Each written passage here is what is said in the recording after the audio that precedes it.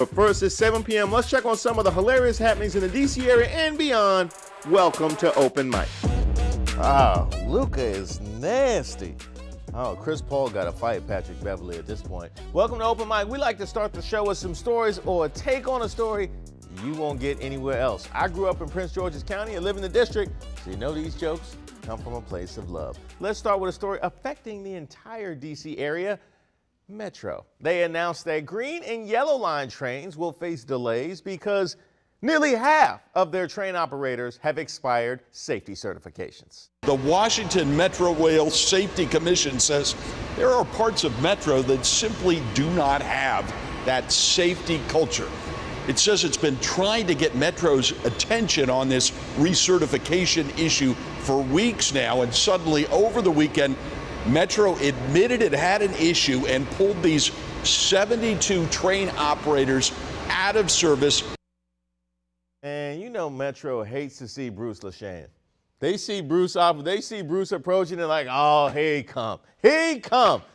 Metro, this is the most Metro announcement ever. Do you know how mad I'd be if I was late for work because a bunch of drivers ignored their training reminder emails? They're so shiftless that it messed up the work schedule and literally made them shiftless.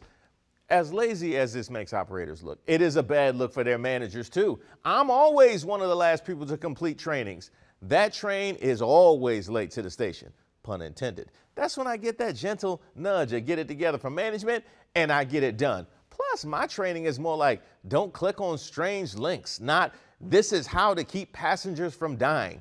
Way lower stakes over here. Metro, I'm gonna need you to talk to your people. Your operators are gonna get innocent commuters written up for being late. Slothful collateral damage. And add that to the list of things I never thought I'd say on TV. I chose this next story because it's proof that there's a friend out there for everybody. According to New York Daily News, incarcerated singer R. Kelly has struck up a friendship behind bars with Frank James, the man accused of shooting people in the New York subway system this past April. Yeah, this is basically the prison buddy movie that nobody asked for or wanted, like Shawshank Redemption, a straight-to-TV One original. R. Kelly probably introduced himself and said, "You remind me of something. I just can't think of what it is." Now, both Kelly and James are considered high-risk inmates, so they're both being held in the same area that keeps government cooperators. Imagine working at that jail and hearing these two just leading sing-alongs in the snitch wing, like, give me that toot-toot, give me that beep-beep.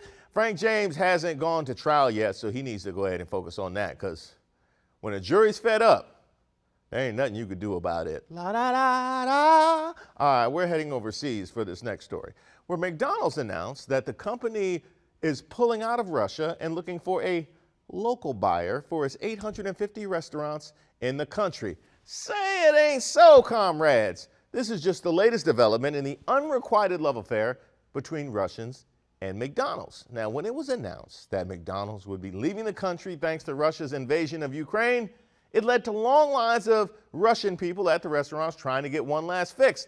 One guy even chained himself to a McDonald's in protest. You remember that? Well, how about my personal favorite in Russia, the guy who bought as many McDonald's sandwiches as possible and filled a refrigerator with them? Good luck with that, because my McDonald's don't last to the end of the day. The good news is McDonald's shouldn't have too much trouble finding buyers for those restaurants, since there's literally already a rip-off restaurant named Uncle Vanya in Russia that's trying to copy their style and bought rights to an eerily similar logo. Like, really? You can actually buy rights to that right there? This is your moment, Uncle Vanya. McDowell's fraudulently walked so that you could fly. And finally, I had to include this last story from Tennessee because it's both strange and fantastic. A married couple woke up to find that a dog named Nala had somehow entered their home and fallen asleep next to them in their bed. Imagine waking up to an intruder in your bed. That's what happened to Julie and Jimmy Johnson. But the stranger in their bed wasn't a burglar. She was actually pretty cute. I don't care how cute Nala is. I'm still panicking. Those aren't the kind of surprises I like in bed. And no, I will not elaborate on that because this is a family show. Just know that this ain't it. Imagine waking up like that after a heavy night of drinking? I'd have so many questions that hopefully I never learn the answers to. The Johnsons decided to take pictures with Nala and post them on social media in an effort to find her owners, and they were successful, which is awesome. I'm glad that this story had a happy ending, despite Nala getting creepy with complete strangers. She could have easily gotten canceled for that. My favorite story, I can't reward Metro drivers for being unprofessional. So I'm gonna go ahead and go with Nala, the sneak snuggling dog. Human beings, by the way, never do what Nala did. That's how you end up locked up in besties with R. Kelly.